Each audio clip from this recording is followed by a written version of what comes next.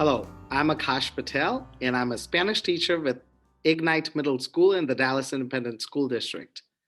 So in March 2020, when the pandemic had, begun in parts of the globe and folks weren't sure of what was going on, we were out on spring break. And we found out that most likely our scholars were not going to return to school. So even before we went out on spring break on that Friday, our administrators informed all teachers to ask the students to take their Chromebooks home, Chromebooks that were provided by the school district. So all students took their Chromebooks home, and we had the whole week of spring break to plan this new transition into online learning. So a week of preparation did really well for us in the Dallas Independent School District because that gave us time to train all our educators on how Zoom was going to work or how online learning or blended learning was going to work. And I think that is one thing that some of the school districts did not do a very good job with.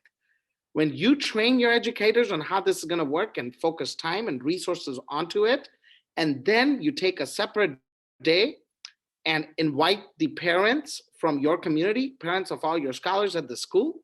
So we first trained the educators, then we brought in the parents of the scholars. And the week after we came back from spring break, we were still in training mode. We trained the parents, and then the parents were trained, and they're like, hey, we're going to roll this out tomorrow, and we're going to take small steps. We took small steps, and I think we did, as Dallas Independent School District, one of the best jobs in the state, in the region, in the country, in terms of rolling out our online learning.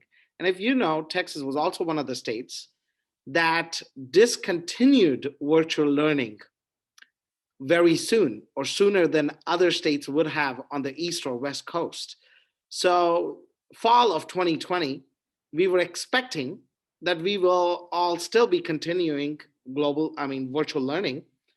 But come September, the governor decides we're going to be opening up all the schools.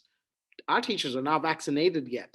So September of 2020, we started in-person teaching. And what happens to me, I get infected with COVID-19 while I'm at school. So that was quite an experience. But being a young educator that I am, I beat COVID-19. I had an asymptomatic case. I came back to school, and during the pandemic, I donated plasma twice to save the lives of people who were at most risk of dying from the virus. Unfortunately, at our school in the Dallas Independent School District, we lost a 37-year-old colleague of mine to COVID-19. So it's been quite a roller coaster ride for us, quite an emotional one too for the entire campus because we lost a teacher. We had several educators and students test positive to the virus. And then the first week of March is when I received my first dose of the COVID vaccine. So I'd already taught for 5 or 6 months pandemic teaching, where parents had the options to bring their scholars to school or let them study from home. At our school, 50%, close to 50% of the scholars chose to study from home, and 50% chose to come to school. But that's still a significant number for a middle school where students don't understand social distancing, or they don't understand proper hand washing or what you're supposed to do, regardless of how much you tell these scholars, some of them are not going to get it. And that's why we had rampant cases of COVID.